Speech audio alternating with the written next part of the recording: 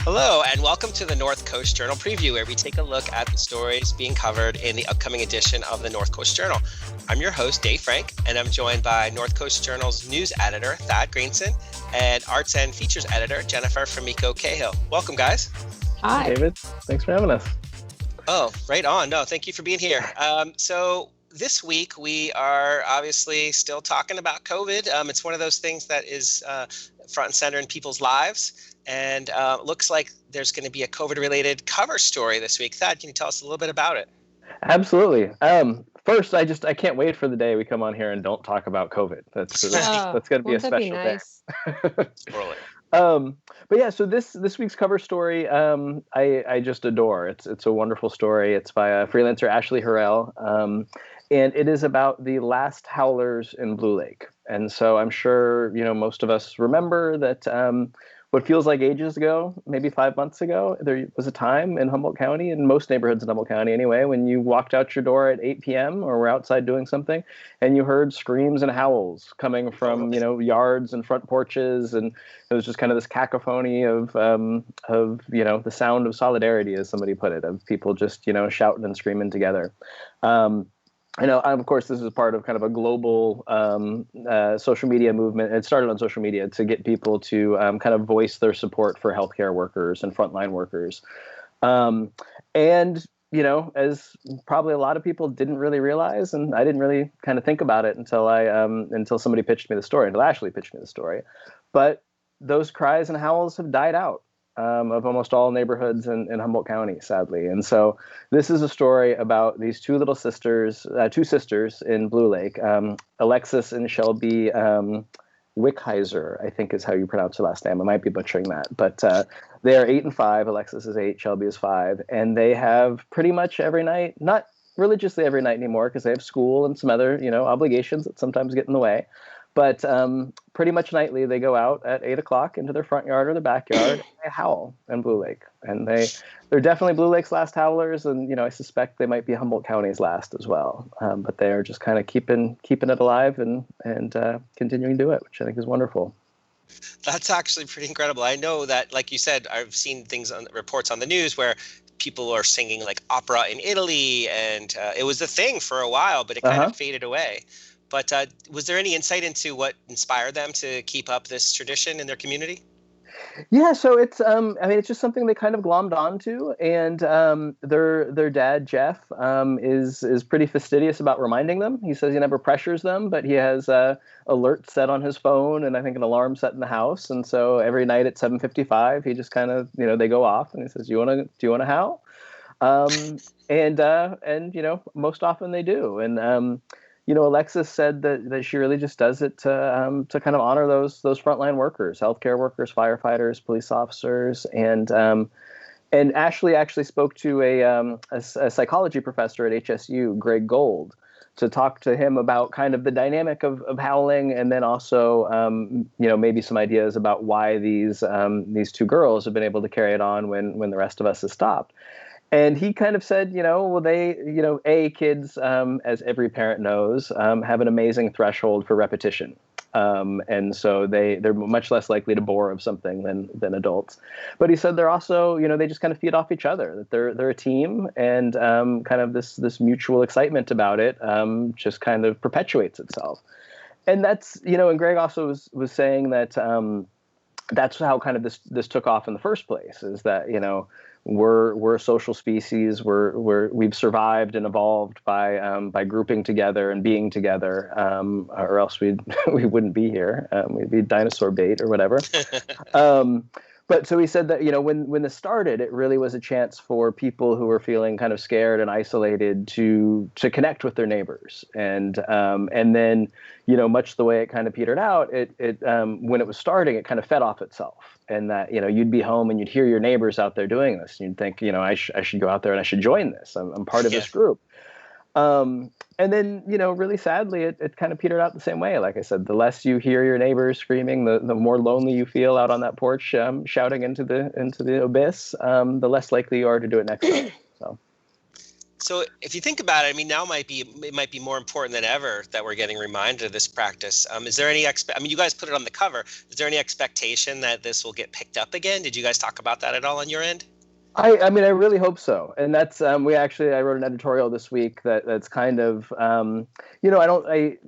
so we're at a critical moment in kind of Humboldt County's COVID response. And as I think most of our viewers know, we're in the purple tier. We're staring down kind of a stay-at-home order from the governor's office. It's probably going to come, sometime this week or next. We've confirmed 239 new cases through the first 8 days of December. I mean, our numbers are just really escalating.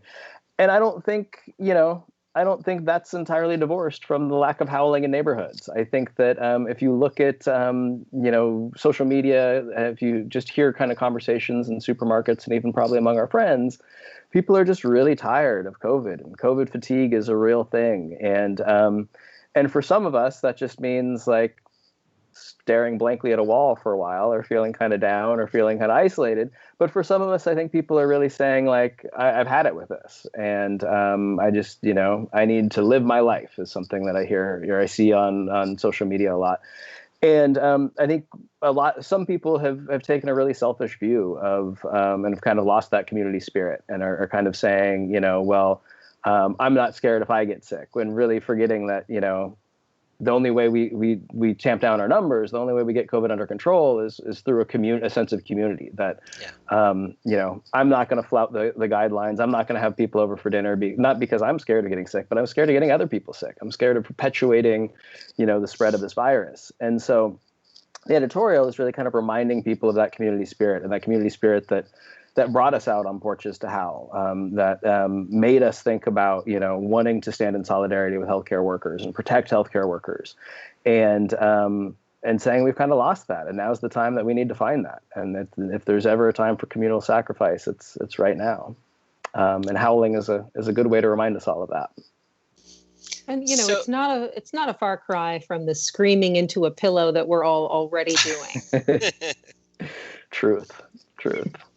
So yeah, what I was going to say is I've spoken to different people in the neighborhood. I think I told you guys earlier that every once in a while now people flag me down and they're like, hey, are you that guy on North Coast Journal show? And firstly, I'd like to give you guys mad props, because they thanked you for bringing a sense of normalcy to the conversation.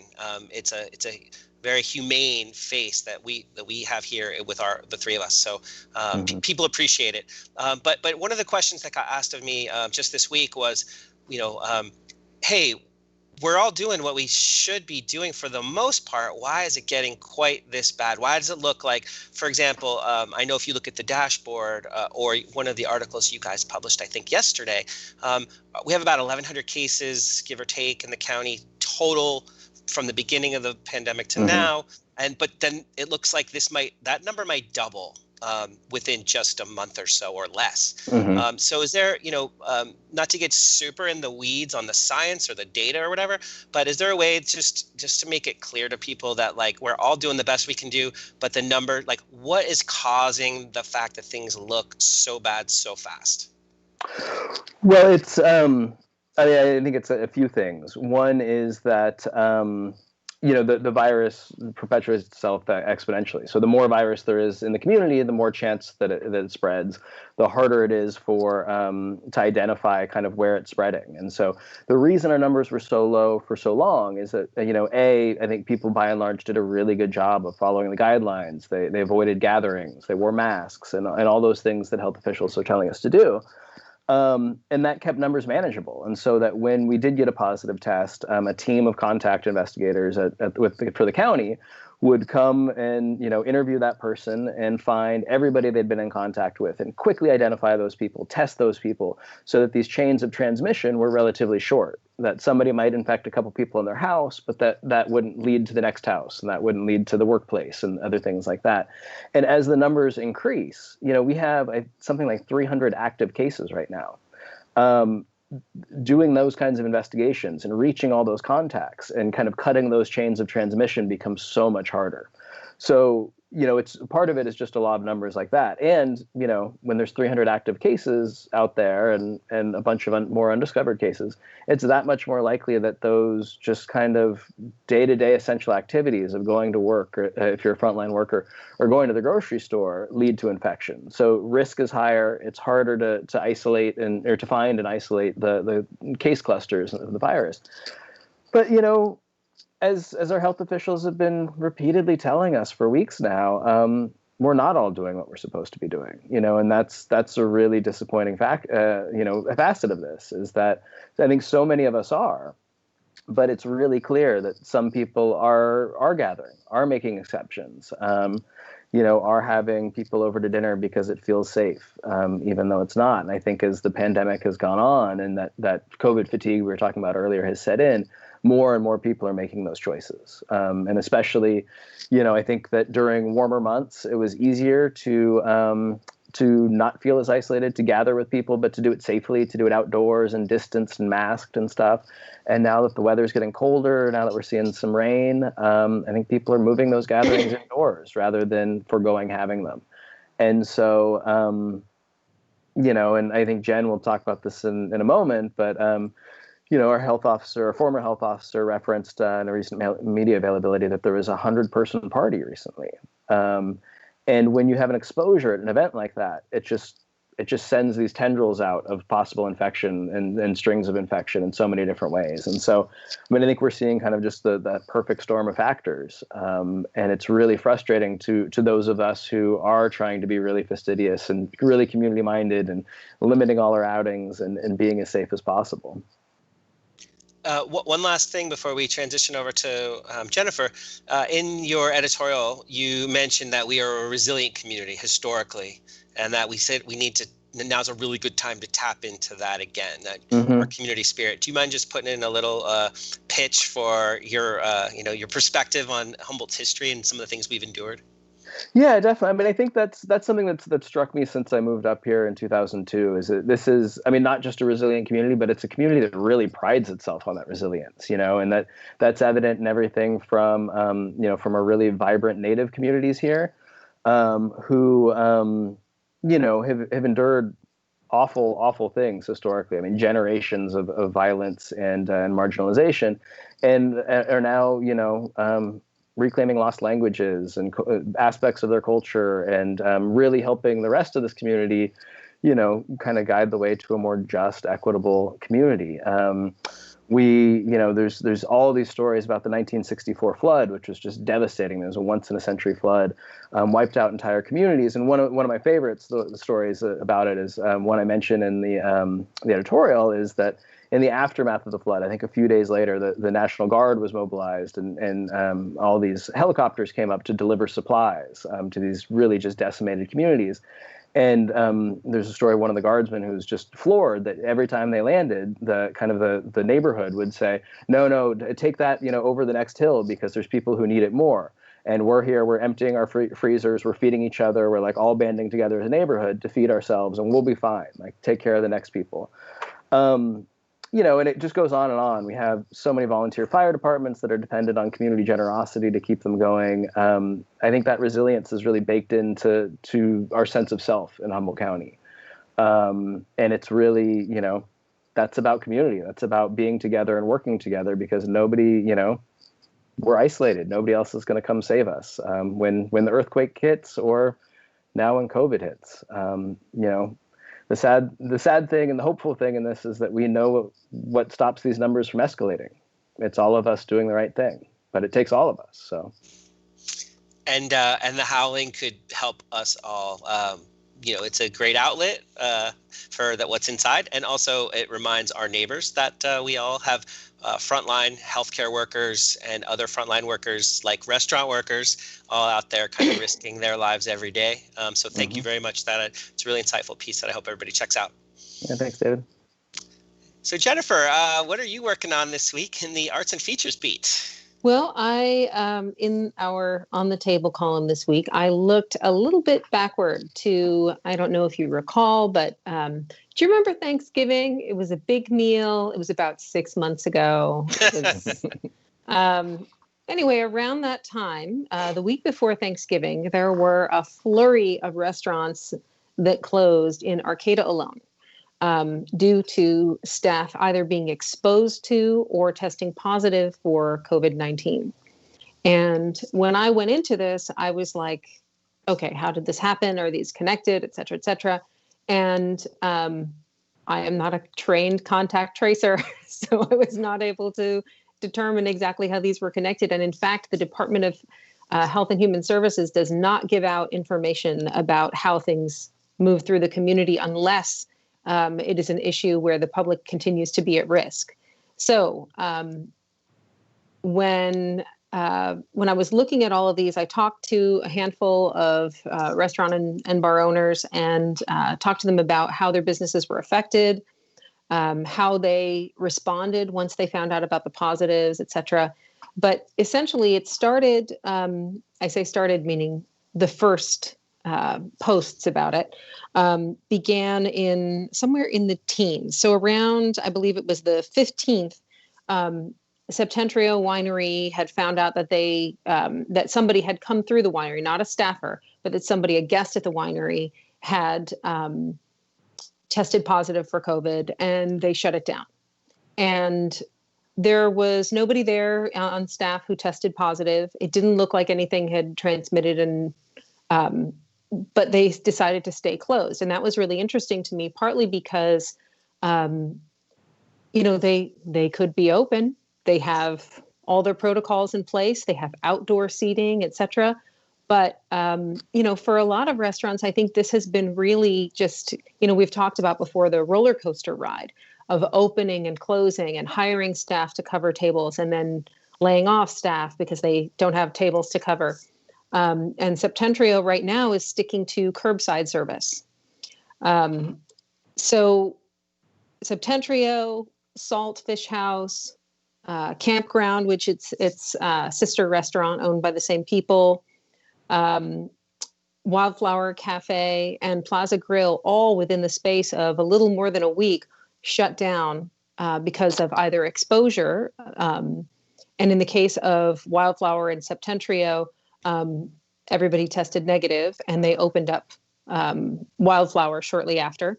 But in the case of Salt Campground and Plaza, they had to shut down for like 2 weeks.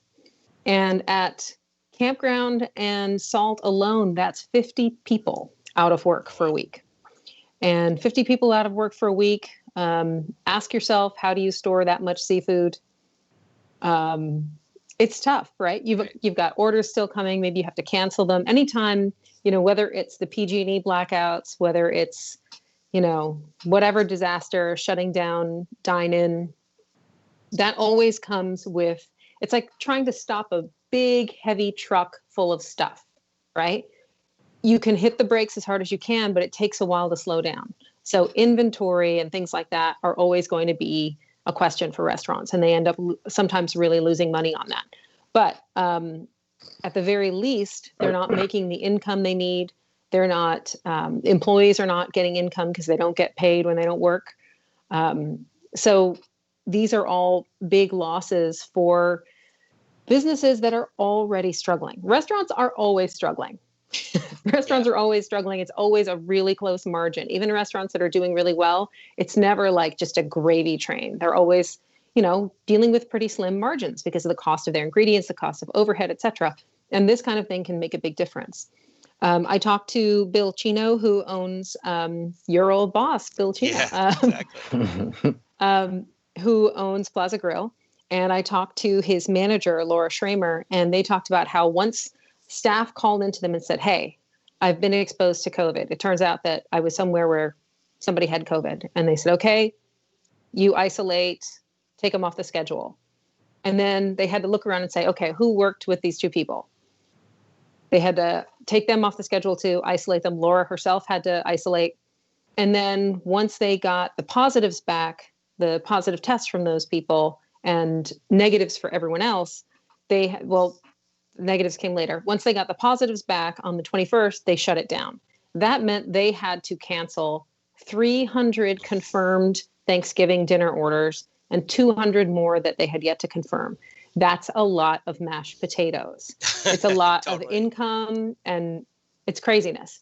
And then one really bright note of it was that Bill told me that, in fact, everybody that he called, and they called everybody, was just concerned for the staff. Nobody got mad about turkey. Everybody was just really worried about, can we help in some way? Other businesses offered help. And he actually came out of it feeling like it was an upside, that there were losses, but that he felt like it was a good moment. And I am amazed at his fortitude. I also was able to talk to somebody who, and I want to emphasize that this person is not, this does not necessarily connect directly to any of these specific closures, but someone who hosted a gathering with a number of restaurant workers. And that was on the 9th of November. And that was in their home with a bunch of people that, what really struck me was this person said that they were people that they had been quarantining with and felt safe around. And by quarantining with, I think, we've heard people talk about how, I'm having lunch with a friend at a restaurant, or I'm only seeing these people. But much like, as we've discussed, Thad and I have discussed, that it's kind of like STDs. You are not just having lunch or gathering with this person. You are gathering with every person that person has gathered with, and so on and so on and so on. So what really struck me about our conversation was that this person was, first of all, came forward and talked to us because they felt like restaurants were being blamed for the spread of COVID. And in fact, in their mind, the restaurants are doing their best, following protocols, really following sanitization and really doing masks and trying so hard. And what's driving the numbers in our county, and this is what contact tracing told this person as well, is in-home gatherings and travel. And, this is not a person who was like, no masks for me, freedom. Right. That's not what was going on. It was a matter of, these are people I've been seeing since March. These are people I'm, potting with, or, that I'm quarantining with. And that's not what quarantining means, ultimately. And I think, some of what we're seeing in terms of people who decide to gather are not necessarily people who are being defiant and having a wedding. I think we're hearing from a lot of people, and you might look at your own circle and your own life and look around and see that some of the people who are saying the sentence, we're being really safe. Are you? Because if you are gathering indoors with anyone else, you are not. If you are having outdoor gatherings with more than 3 households, you are not. If you are having unmasked time with people outside your household when it's not, say, a dentist visit, you are not being that safe. That people who feel familiar to us, feel okay, or who haven't been sick thus far, that doesn't mean that that's safe. And it really struck me how somebody acting with good intentions, somebody who, has affection for the restaurant industry, did something they felt was safe, felt was okay, and then it ended up having repercussions for, spreading to other people. And this person believes that it was pretty well locked down, that everyone found out within 24 hours and immediately quarantined, and that they had all sort of nipped it in the bud in that way. But I don't know. Did they? I'm not a contact tracer, and I couldn't tell you for sure. I don't know that the contact tracers will be able to figure out exactly for sure. But I think we all need to, if we're going to get out of this, and if we're going to, we keep on hearing about how we need to save local businesses. Those are the things we need to do. We need to stop just saying we're being really safe and take a really critical look at what we're doing. Thanks, Jennifer. This is really insightful. And, to a certain extent, it's a success story. But like you said, it calls upon us to be self-reflective about the level of sacrifice and the level of risk, and that how we are transmitting risk to other people, sometimes inadvertently, but through our desire to return to normal when it's just not time yet. Thank you guys very much for this. We learn a lot always, and also there's a little bit of a morale booster here. North Coast Journal is available, newsstands now, also available online. Everybody pick one up, stay informed. Thank you guys both very much, and I look forward to talking to you again soon. See you next week. See you next week.